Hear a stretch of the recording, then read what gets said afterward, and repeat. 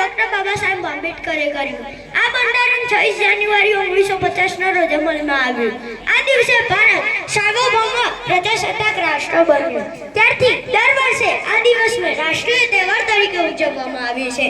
26મી જાન્યુઆરીના દિવસે સવારે શાળાઓમાં અને સરકારી કચેરીઓમાં ધ્વજવંદન કરવામાં આવે છે. રાષ્ટ્રધ્વજને સલામી આપવામાં આવે છે અને રાષ્ટ્રગીત ગવાય છે. દિલ્હીમાં લશ્કરી વાહિની સાથે લશ્કરની ત્રણેય પાંખોની પરેડ થાય છે. રાષ્ટ્રપતિ પરેડની સલામી ઝીલે છે. તેની સાથે જુદા જુદા રાજ્યોની વિકાસની તેમજ સાંસ્કૃતિક ઝાંખીઓ બતાવવામાં આવે છે. શાળાઓમાં અને સોસાયટીઓમાં સાંસ્કૃતિક કાર્યક્રમો થાય છે. ટીવી પર અને રેડિયો પર દેશભક્તિના ગીતો અને સાંસ્કૃતિક કાર્યક્રમો રજૂ કરવામાં આવે છે. સાંજે સરકારી મકાનોમાં રોશની ઝળહળી ઉઠે છે. કેટલાક લોકો પણ પોતાના મકાનને રોશની કરે છે.